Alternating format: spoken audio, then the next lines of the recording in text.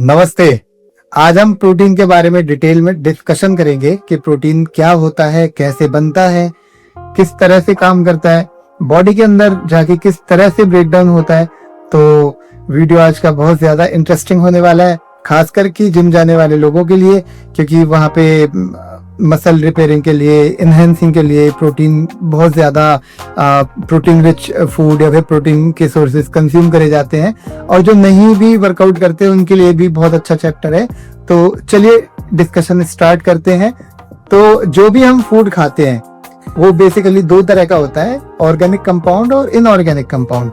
Organic compound में आते हैं मैक्रो माइक्रोन्यूट्रिएंट्स जैसे protein, carb, fat, fibre, starch वगैरह। इनऑर्गेनिक कंपाउंड में जैसे जो अपने आप में सिंगल होते हैं, iodine, zinc, magnesium, potassium, sodium, है ना, और आयरन वगैरह। तो जब हम फूड कंज्यूम करते हैं तो हमारे एलिमेंट्री कैनाल से होके वो जाता है स्टमक में। स्टमक के 3 पार्ट होते हैं, और पहले पार्ट को कार्डियक कहते हैं, दूसरे को फंडिक कहते हैं और तीसरे को कहते हैं पाइलोरिक।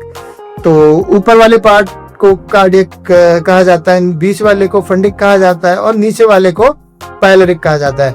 ये जो पाइलोरिक पार्ट है इसके अंदर होता है गैस्ट्रिक ग्लैंड यानी कि जठर ग्रंथि। इस गैस्ट्रिक ग्लैंड में, ये गैस्ट्रिक ग्लैंड जो है 2 तरह के एंजाइम्स बनाता है, या फिर ये 2 तरह के जूसेस से मिलकर बना होता है, रेनिन और पेप्सिन।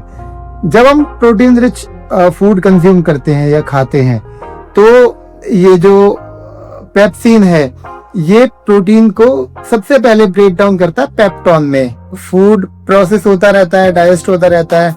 उसके बाद में फिर हमारी जो स्मॉल इंटेस्टाइन है वो एक हार्मोन रिलीज करती है जिसे कहते हैं सेक्रेटिन। सेक्रेटिन का काम क्या है कि सेक्रेटिन हमारे पैनक्रियाज को सिग्नल देती है कि भाई फूड आ रखा है बॉडी में, और इसको डाइजेस्ट करने के लिए अलग अलग पार्ट्स में आप एंजाइम रिलीज करो। तो पैनक्रियाज 3 तरह के एंजाइम रिलीज करती है, लिपेज, एमाइलेज और ट्रिप्सिन।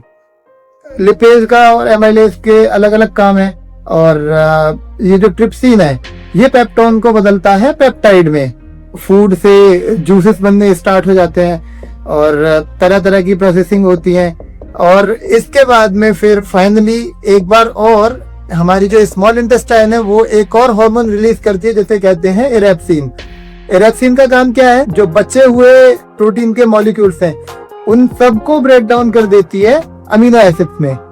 तो ऐसे करके प्रोटीन फाइनली पचते पचते ब्रेक डाउन होते होते अमीनो एसिड में बदल जाता है, और जब फिर अलग अलग जगह अमीनो एसिड में बदल के ब्लड में जाता है, सेल्स रिपेयरिंग के काम करता है, मसल टिश्यूज बनाता है, हार्मोन बनाता है, एंजाइम्स बनाता है।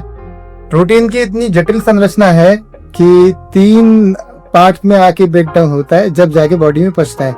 फाइनली 4 चीजों से मिलके ये बना होता है। इसके एलिमेंट्री पार्टिकल 4 होते हैं, carbon, hydrogen, nitrogen and oxygen. और वैसे देखा जाए तो 20 जब अमीनो एसिड मिल जाते हैं तब जाके एक प्रोटीन का अणु बनता है। अब बात करते हैं कि प्रोटीन की रिक्वायरमेंट कितनी होती है बॉडी को। तो सबकी डिफरेंट गोल के हिसाब से रिक्वायरमेंट होती है।